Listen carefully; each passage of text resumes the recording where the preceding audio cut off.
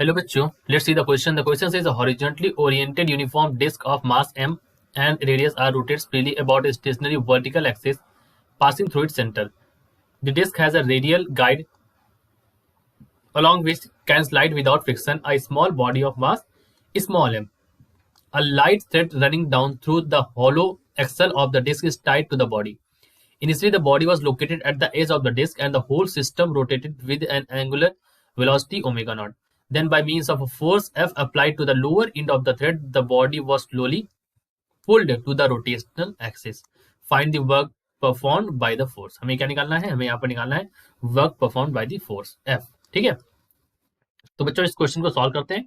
और इस क्वेश्चन को सॉल्व करने के लिए हमें यहाँ पर क्या यूज करना होगा, तो हमें यहाँ पर टॉर्क का कॉन्सेप्ट यहाँ पर लगाना होगा, क्योंकि हमें निकालना है वर्क, तो हमें यहाँ पर वर्क निकालना है, तो टॉर्क का भी कॉन्सेप्ट लगेगा। और यहाँ पर जो अगर मैं की कॉन्सेप्ट में मेंशन करूं, जो सबसे ज्यादा इंपॉर्टेंट यहाँ पर की कॉन्सेप्ट होगा, that is the work done is equal to delta K, change in kinetic energy. ठीक है, ये हम यहाँ पर अप्लाई करेंगे। चलिए सबसे पहले जो हमें निकालना पड़ेगी, जरूरत पड़ेगी, उसको हम यहाँ पर और बनाते हैं और आपको दिखाते हैं। इन्होंने कहा है कि a horizontally oriented uniform disc of mass m। ठीक है, तो बना देते हैं यहाँ पर।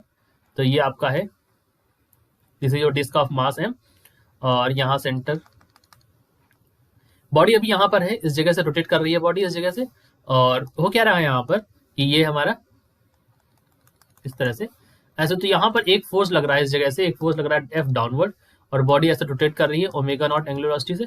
और यहाँ पर क्या है, इसका इनिशियल जो केस है वो इस तरह से है। फाइनली जब आप इसको देखोगे, जो फाइनल केस है कुछ इस तरह से है कि बॉडी जो है वो रोटेट करते करते कहाँ पर पहुंच चुकी है, body has reached it at this point. ठीक ठीक, और ये ऐसे रोटेट कर रही है लाइक दिस। ठीक, तो हो क्या रहा है यहाँ पर बच्चों, ये ओमेगा नॉट है यहाँ पर। तो इनिशियली जो इसका यहाँ पर जो होगा, वहां पर देखो दो तीन चीजें लगेंगी। एक तो यहाँ पर क्या लगेगा, एक तो यहाँ पर ये फोर्स लग रहा है डाउनवर्ड, दूसरा यहाँ पर बॉडी के द्वारा लगाया गया ग्रेविटेशनल फोर्स नीचे। ठीक है, ये सब चीजें यहाँ पर अप्लाई हो रही है। तो यहाँ पर क्या हो रहा है, ये दोनों चीजें अप्लाई हो रही है। तो यहाँ पर बॉडी के पास जो है, ये हम देखते हैं कि एल आई जो है वो किसके बराबर हो जाएगा, यहाँ पर L I is equal to L F. ठीक है, एल आई मतलब एंगुलर मोमेंटम। तो इनिशियल जो एंगुलर मोमेंटम होता है that is equal to final angular momentum. अब ऐसा मैं क्यों बोल रहा हूँ, क्योंकि देखो बॉडी जब ऐसे रोटेट करती है, तो वो जिस भी डायरेक्शन में मतलब वो रोटेट करना चाहेगी, मान लो बॉडी इस तरह से रोटेट करना चाहेगी, तो यहाँ पर क्या हो रहा है इन इन इन दिस केस कि जो टॉर्क आ रहा है ना बॉडी का, जो क्योंकि बॉडी रोटेट कर रही है, टॉर्क हमारा क्या हो रहा है, जीरो। टॉर्क हमारा जो है यहाँ पर वो जीरो हो जाएगा। अगर टॉर्क जीरो होगा, टॉर्क जीरो होने का मतलब है कि एक्सटर्नल फोर्स जो है वो एक्सटर्नल जीरो है। और एक्सटर्नल मतलब होता है कि एक्सटर्नल जो टॉर्क है वो हमारा जीरो है। और टॉर्क एक्सटर्नल जीरो का मतलब यहाँ पे ये होता है कि एल जो है वो कंजर्व्ड है। ठीक है, मतलब एक दूसरे से लिंक्ड ही चीजें चलती हैं। टॉर्क बिकॉज वो मैं समझाता हूँ, देखो टाउ बराबर D F by D T होता है ना, तो उस वजह से ये चीज होती है। ठीक है, तो ये हमने देखा कि अगर एक्सटर्नल फोर्स का मतलब जीरो हो रहा है यहाँ पर, तो टॉर्क भी यहाँ पर जीरो है। टॉर्क जीरो मतलब जो एंगुलर, ये जो एंगुलर मोमेंटम है कंजर्व है। अब एंगुलर मोमेंटम अगर कंजर्व है, तो एल को मैं यहाँ पर एल आई बराबर एल एफ लिख सकता हूँ। और उसके लिए मैं यहाँ पर फिर मेंशन कर दूं आपके लिए, अगर मैं आपको यहाँ पर समझाना चाहूँ, so I can tell you that. देखो यहाँ पर क्या है, एल आई बराबर एल एफ है, तो यहाँ पर क्या है, this is the moment of inertia of system into omega not. यहाँ पर हो जाएगा moment of inertia of system I dash system into omega not, तो वहां पर था तो यहाँ पर ओमेगा रह जाएगा। ठीक, ये हो जाएगा। अब आपको पता है कि एम आर आई बराबर क्या होता है, आई बराबर होता है एम आर स्क्वायर। ठीक, अब आर ये जब ये सेंटर पर पहुंच जाएगा फाइनली, तो यहाँ पर क्या देखो, पहले तो मोमेंट ऑफ इनर्शिया कुछ भी होगा।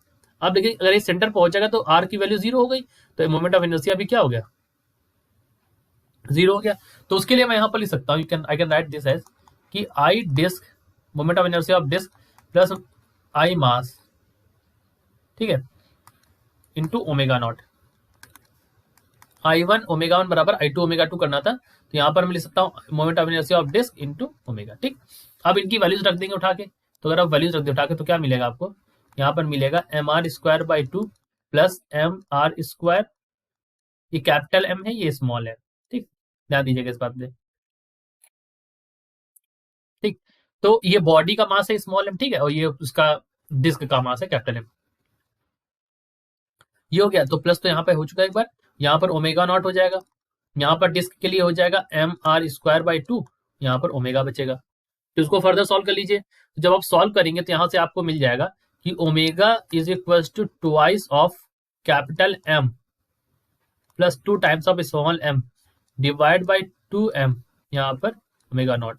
सो m omega is equal to m plus 2m by capital M into omega not.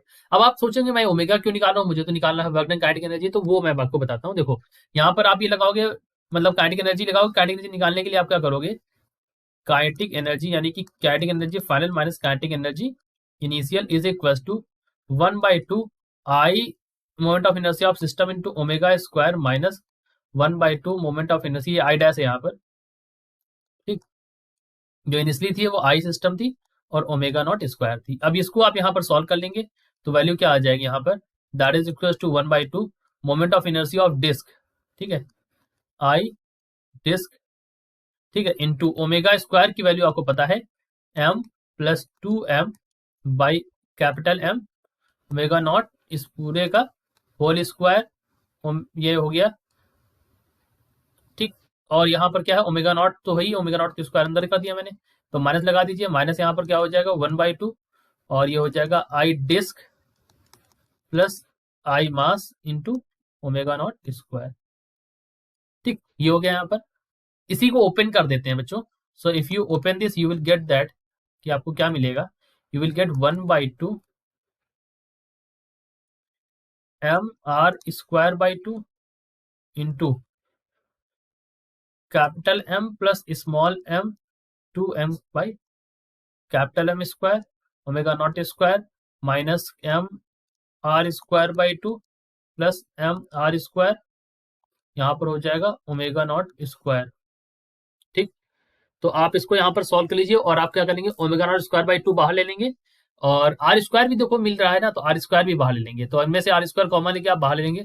तो आप फाइनली आप क्या ले लेंगे यहाँ पर बाहर, जब आप यहाँ पर कॉमन लेंगे तो आप ध्यान दीजिएगा omega not square r square और 2 था यहाँ पर 2/2 बाहर लेंगे तो 4 हो जाएगा, यहाँ पर 4 हो जाएगा. यहाँ पर क्या बचेगा ब्रैकेट में m प्लस 2m का whole square divide by capital M minus capital M plus 2 small m by 2. तो हमने बाहर ही ले लिया यहाँ पर, तो यहाँ पर कुछ नहीं बचेगा, ये ऐसे ही रहेगा.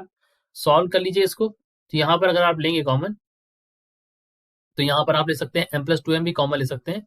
तो आपको यहाँ पर फाइनली क्या मिलेगा यहाँ पर, so you will get small m capital M plus 2m omega not square r square divide by 2m, ठीक. ये वैल्यू आपको यहाँ पर मिल जाएगी. जब आप इसको सॉल्व करेंगे तो ये वैल्यू आपको यहाँ पर मिल जाएगी और यही आपका क्या होगा, this is your work done, this is your answer. I hope you understood it well. यही हमारा क्या है, this is the work done. तो मैं लिख देता हूँ मेंशन कर देता हूँ बच्चों, this is your work done. So I hope you understood it well. Best of luck.